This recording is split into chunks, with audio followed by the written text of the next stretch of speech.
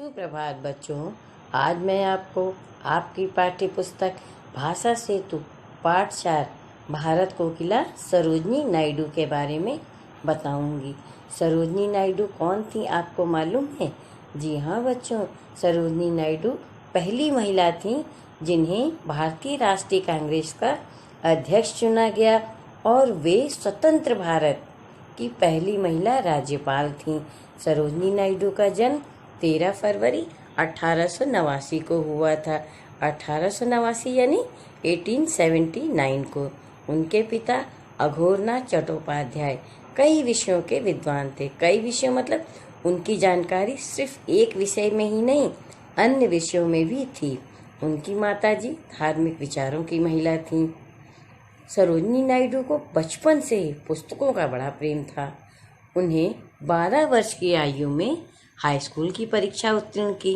बचपन से पुस्तकों का प्रेम मतलब कविता पढ़ना, कविता लिखना, कविता को अच्छे से गाना, ये उनकी खासियत थी। 11 वर्ष की आयु में उन्होंने 1300 पंक्तियों की, 1300 पंक्तियाँ मतलब 1300 की एक लंबी कविता लिखी, जिसको नाम दिया गया the lady of lake. The lady of lake क्या नाम था कविता का? The lady of lake.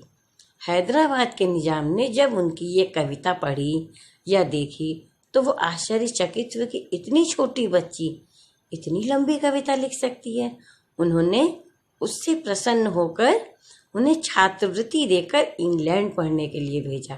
छात्रवृत्ति मीन्स स्कॉलरशिप।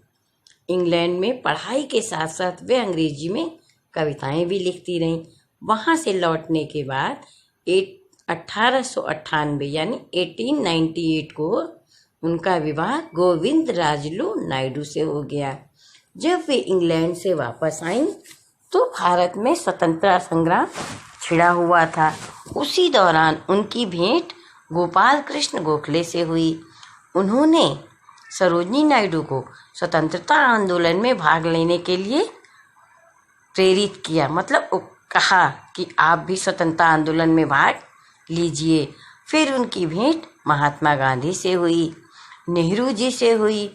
इसी तरह धीरे धीरे करके सरोजनी नायडू पूर्णता मीन्स पूरी तरह स्वतंत्रता संग्राम में कूद पड़ी।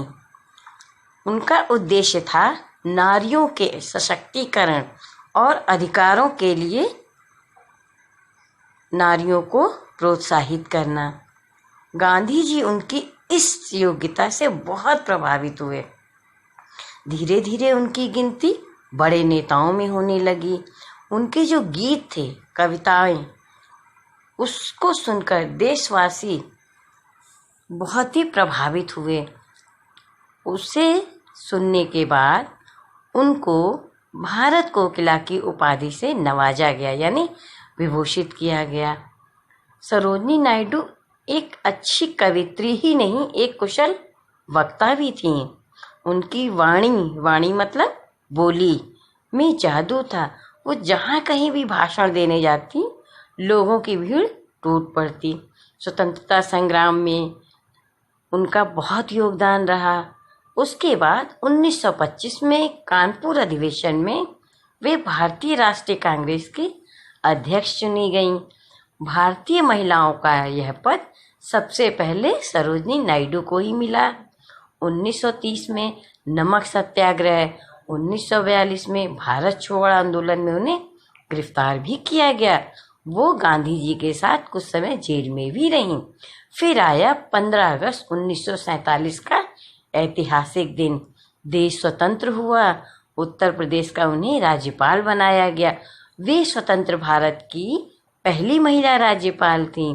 2 मार्च 1949 यानी 1949 को इस महान विभूति की जीवन लीला समाप्त हो गई। महान विभूति मतलब एक अच्छी महिला का जीवन का अंत हुआ। और बच्चों, आपको एक चीज़ मालूम है? हमारे राष्ट्रीय गान को जो स्वस्वर मिला, स्वस्वर मीन्स लय, वो भी सरोजनी नायडू ने ही दी थी। तो आशा करती हूँ कि मैंने आपको सरोजनी नायडू के बारे में जितना भी बताया आप समझ गए होंगे। आज मैं आपको एक गृह कार्य दे रही हूँ। कठिन शब्द और शब्द अर्थ, उसे आप अच्छे से करिएगा। धन्यवाद। सुप्रभात।